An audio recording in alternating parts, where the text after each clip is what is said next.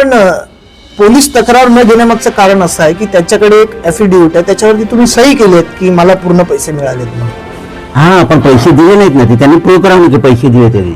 तर माझ्याकडे एक स्टॅम्प पेपर आहे, ह्याच्यावरती तुमचा करार झालेला आहे. ही तुमची सही आहे. ही आमची नाही, ही आमची नाही. एका कोर्ट हिस्सामध्ये कोर्टाच्या प्रोसिडिंग मध्ये नर्सेस जगन्नाथ नाईकांनी सांगितलेलं आहे की मला हे संपूर्ण पैसे मिळालेले आहेत. माझा जेव्हा तलाठीमध्ये फेरफार झाला तेव्हा त्यांनी त्याकडे तलाट्याकडे तिकडे सही केलेली आहे की माझा विरोध नाहीये आणि तुम्ही त्याचा सातबारा फिरून टाका. कोर्टामध्ये प्रतिज्ञापत्र दिलेलं आहे की निमिष वसाला जागा विकलेली आहे, मला याचे पैसे मिळालेले आहेत आणि माझी कुठल्या प्रकारची तक्रार नाहीये. तक्रार गेली पोलिसांकडे. 27 वर्षात झोपलेला का? माझ्याकडे जी विहीर आहे त्याच्यात मुळात 1.5 ते 2 फूट पाणी राहते आणि 4 मीटरच्या डायमीटरची विहीर आहे. माझ्या बाजूला लगत एक प्लॉट आहे आणि तो प्लॉटवाला ती माझ्या प्लॉटला लागून ती त्याची ट्रक उभी राहते आणि तो पाण्याचा टँकर उभा राहतो आणि त्यांनी ते अज्युम केलं की मी ते पाणी विकतोय. आपण पाहताय टॉप 10 महाराष्ट्र न्यूज.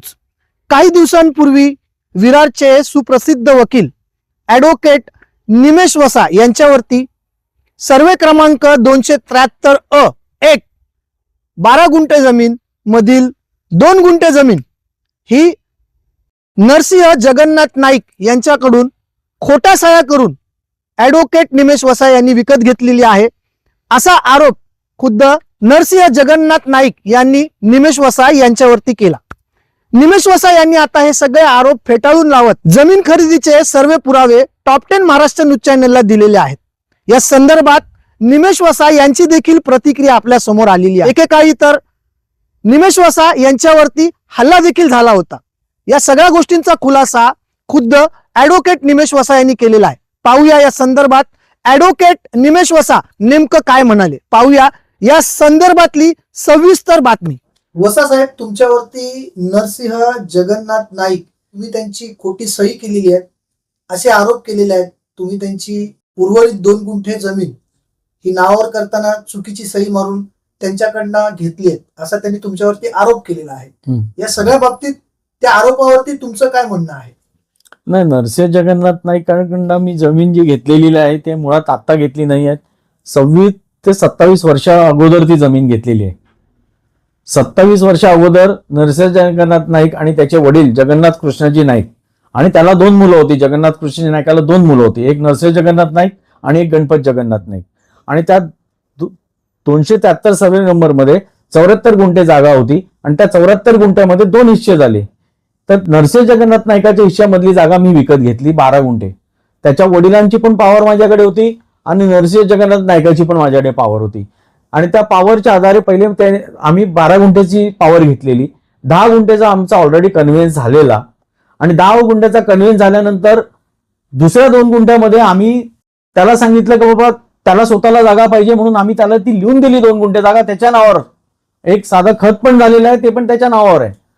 आणि सिव्हिल कोर्टामध्ये प्रोसिडिंग चालू असताना सिव्हिल कोर्टामध्ये, वसई कोर्टामध्ये म्हणा किंवा पालघर कोर्टामध्ये म्हणा, सगळ्या कोर्टामध्ये सगळ्या फेवरमध्ये माझ्या फेवरमध्ये ते ऑर्डर्स आलेले आहेत.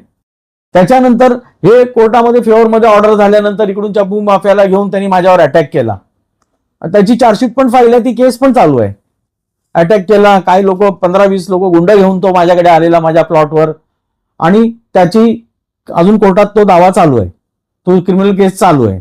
त्यांनी तुमच्यावर दुसरा आरोप असाही केला की तुम्ही तुमच्या जागेत असलेली विहीर, त्या विहिरीतलं पाणी तुम्ही विकता आणि अनधिकृतरित्या तो पाणी. नाही, माझ्याकडे जी विहीर आहे त्याच्यात मुळात 1.5 ते 2 फूट पाणी राहते आणि 4 मीटरच्या डायमीटरची विहीर आहे.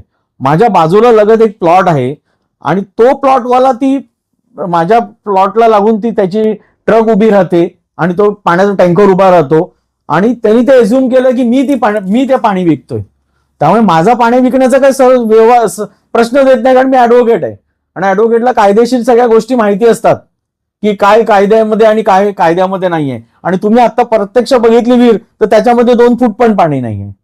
त्यांनी तुमच्यावर असा पण आरोप केलेला आहे की जे नोटरी पेपर केलेला आहे, ज्या वकिलांनी पेपर नोटरी केलेला आहे तो वकील अस्तित्वात नाही, त्या बाबतीत तुमचं काय? ऍक्च्युली त्याला जो कोण साथीदार मिळालेला असेल किंवा हुशार माणूस मिळाला असेल त्यांनी ॲडव्होकेट ची माहिती काढली बॉम्बे हायकोर्टामधनं की 503 हा जो रजिस्टर झालेला आहे तो कोण आहे नेमका.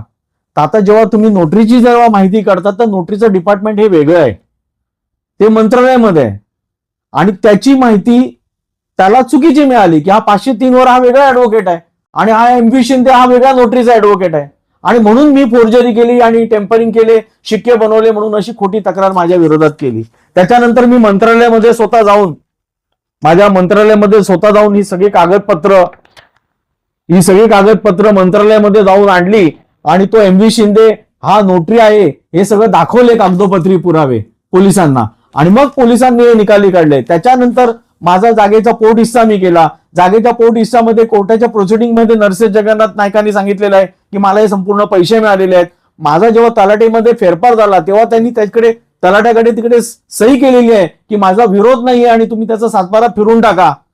त्याच्यानंतर त्याच्या भाचा चेतन गणपत नाईक याचं 2000 साली जेव्हा डॉक्युमेंट रजिस्टर झालेलं त्याच्यामध्ये त्यांनी सांगितलं की बाबा मी ही निमिष वसायला जागा विकलेली आहे. त्याच्यानंतर त्यांनी कोर्टामध्ये प्रतिज्ञापत्र दिलेलं आहे की निमिष वसायला ही जागा विकलेली आहे, मला याचे पैसे मिळालेले आहेत आणि माझी कुठल्या प्रकारची तक्रार नाही आहे. हे सगळं झालेलं आहे.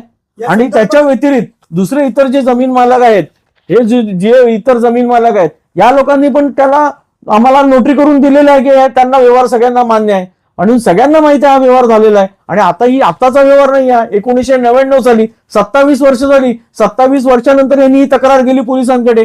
27 वर्ष झोपलेला का? त्याच्यामध्ये तुमच्यावरती एक तरी गंभीर आरोप असा केलेला आहे की एक 100 रुपयाचा स्टॅम्प पेपर आहे, तो 100 रुपयाचा स्टॅम्प पेपर त्यांनी मागितलेल्या माहितीनुसार कोर्टातून आलेल्या सिरियल नंबरला तो मॅच होत नाहीये. नाही, आता ज्या स्टॅम्प पेपर 25 वर्ष आधी 26 वर्ष आधी जो स्टॅम्प पेपर विकत घेतलेला, स्टॅम्प पेपरचं काय प्रिंटिंग प्रेस माझ्या घरी मी बनवलेलं नव्हतं.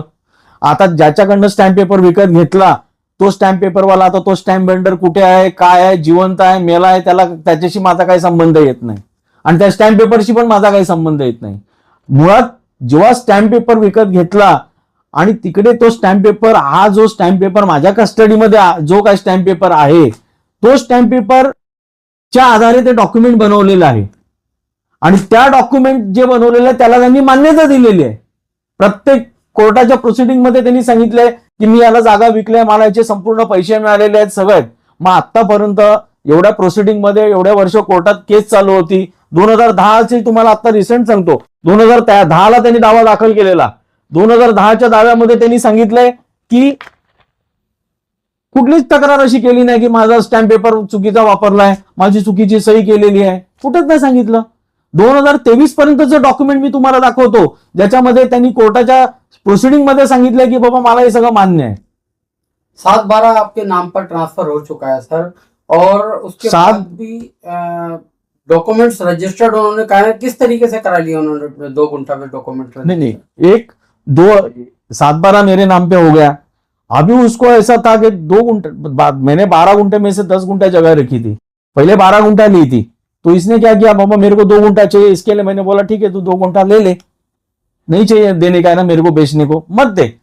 तो मैंने 10 गुंठा मेरे नाम पे करके ली. उस 2 गुंठा का कोई व्यवहार आपने नहीं किया था, पैसों का लेन देन कुछ नहीं हुआ था? नहीं, हम लोगों ने पैसा उसको 2 गुंठा दिया था, वो पैसा भी हमको वापस मिला, हमने उसको जगह भी दे दिया. बाद में वो जगह देने के बाद, कोर्ट कचहरी होने के बाद फिर हमसे पैसा लिया उसने 2 गुंठे का, और 2 गुंठे का पैसा लेने के बाद ये डॉक्यूमेंट पे रजिस्ट्रेशन करने आ नहीं रहा था. मेरे अकेले को नहीं फंसा, इसने बहुत से लोगों को ऐसा फंसा है पैसा लेके. ऐसे तो कितने लोग हैं जो फंसे हुए, कितने लोग हैं. काय म्हणणं आहे?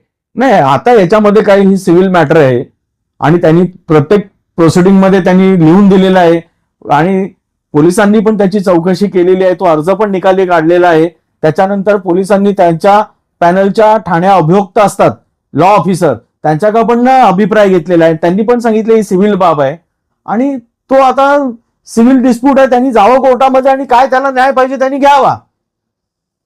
आणि हे फक्त आता हे मीडियामध्ये जाऊन आणि हे सगळं सांगून हे पोलिसांना कुठेतरी प्रेशर करायचं आणि एफआयआर फाईल करून घ्यायची आणि एफआयआर फाईल करून घेण्याकरता हे सगळे त्याची हे चालू आहे की कुठेतरी निमिष वसा त्याला झुकेल आणि कुठे 5-25 मी त्याला काढून देईन. पण माझ्याकडनं मी स्पष्ट करतो, 1 रुपया काढून देणार नाही. काही झालं तरी मी ती माझी लढाई चालू ठेवीन. 1999 पासून लढाई करतो, 27 वर्ष लढाई केली या माणसाच्या विरोधात आणि पुढे पण करत राहील. क्या वजह है जो 27 साल के बाद आपके ऊपर इस मैटर को लेकर उन्होंने नहीं, अभी 27 साल के बाद वो ऐसा कर रहा है तो उसने ही सोचना मांगता है कि इतने जगह उसने वो लिख के दिया है ना, बार बार वो लिख के दे रहा है कि मेरा पैसा आया।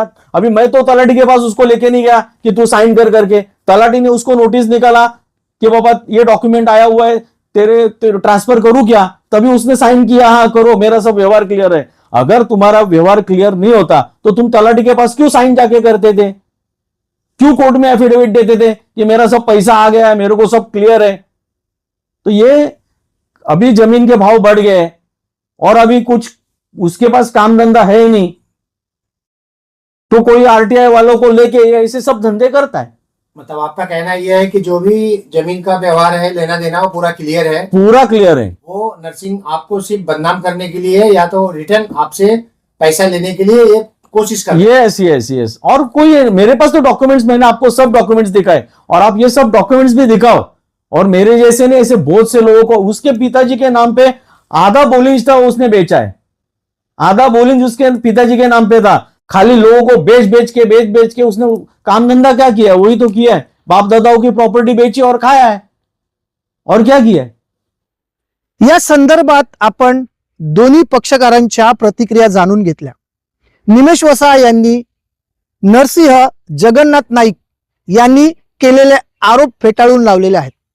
नरसिंह जगन्नाथ नाईक यांनी निमेश वसा यांच्या विरोधामध्ये बोलिंज पोलीस ठाण्यामध्ये तक्रारी अर्ज दाखल केला होता। बोलिंज पोलिसांनी हा तक्रारी अर्ज आता निकाली काढला असून सगळं प्रकरण आता पुन्हा एकदा न्यायालयात जाणार आहे। या सगळ्या संदर्भात आपलं काय मत आहे, कमेंटच्या माध्यमातून आपली प्रतिक्रिया आम्हाला जरूर कळवा। Top 10 Maharashtra news, Vasai Virar.